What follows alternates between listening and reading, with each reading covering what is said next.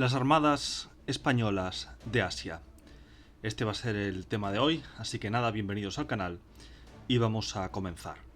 Estamos hablando de los siglos XVI y XVII, cómo se articulaba las comunicaciones y el comercio marítimo entre las colonias hispánicas en Asia, fundamentalmente Filipinas, y el resto del imperio, ¿no? Porque bueno, en el extremo más alejado, como le llamaban, el fin del mundo.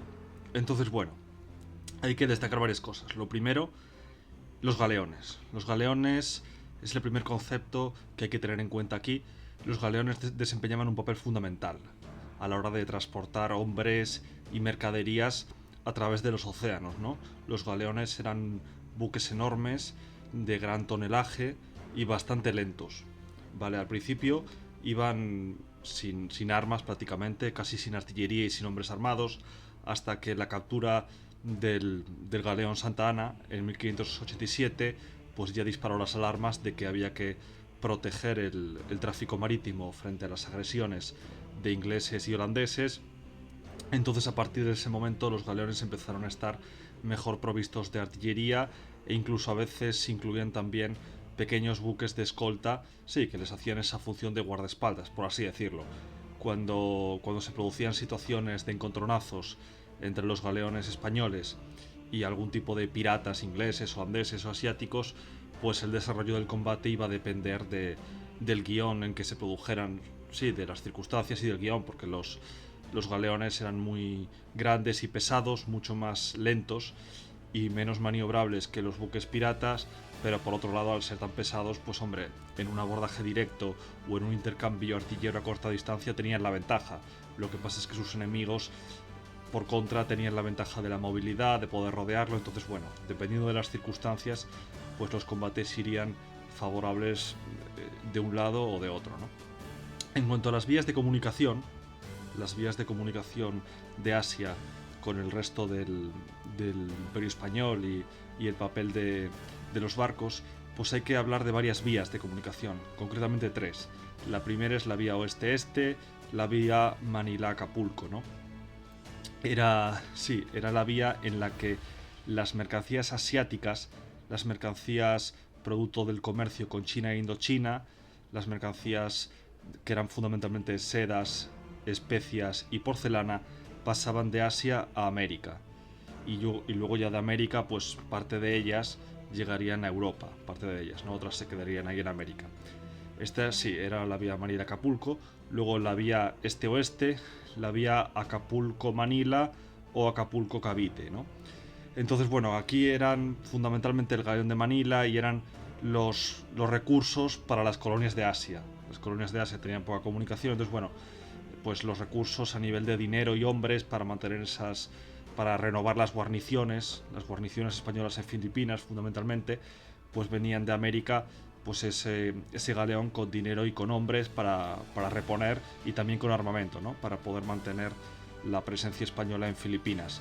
Eran recursos que no bastaban por sí solos y por eso en Filipinas había que luego hacer reclutamientos locales y algo de producción local, pero bueno, esa vía de comunicación era para abastecer las colonias de Asia. Y la tercera, que era, sí, se llevó a cabo menos veces y fue más puntual, era la vía India, Molucas, Filipinas. Esta vía pasaba por Portugal y por las colonias portuguesas de Asia. Entonces esta vía estuvo muy activa, pues en tanto en cuanto hubo buenas relaciones con Portugal y en los momentos en los que Portugal quedó integrada en el Imperio Español. Luego ya no, pero bueno, esta era, digamos, la vía entre comillas portuguesa, ¿no? Entonces, en cuanto a la guerra naval y los retos y desafíos y peligros a los que se enfrentaban las armadas españolas en Asia, pues bueno, los enemigos habituales, los viejos conocidos, eran los holandeses, los ingleses y luego una serie de piratas asiáticos, fundamentalmente malayos, chinos o puntualmente japoneses. El enemigo más habitual y más difícil en estas aguas fueron los holandeses. Los holandeses, sobre todo la compañía holandesa de las Indias Orientales, que podía reunir flotas que la práctica eran flotas pirata y ejércitos privados, pues hostigaba bastante los dominios españoles y portugueses en Asia. Fue un auténtico quebradero de cabeza para los portugueses, de hecho los holandeses les arrebataron a Portugal bastante territorio en Asia, a España bastante menos, la isla de Formosa y no sé si alguna más, pero a España le capturaron muy poco botín, no consiguieron nunca capturar el galeón de Manila ni acabar con la presencia española en Filipinas. Sí que capturaron una serie de presas menores, una serie de barcos que iban poco protegidos, eso sí, pero bueno. En cuanto a las flotas, a nivel de flotas de guerra en Asia, ya no de transporte, sino que cuando había que armar una flota de guerra, por ejemplo, para responder a las invasiones holandesas de Filipinas, pues las flotas ahí eran una combinación de galeones, como ya he dicho, buques muy grandes, de gran tonelaje, lentos y pesados, con galeras y con pataches. Los pataches eran lo contrario al galeón, básicamente, eran buques muy pequeños y más rápidos, ¿no? El barco ligero. Entonces, bueno, pues hay que decir que había bastante comercio con China y con los reinos de Indochina, ¿no? Tipo Siam y Camboya y así. De hecho, hice algún vídeo sobre temas de estos, de la presencia española y portuguesa en Camboya.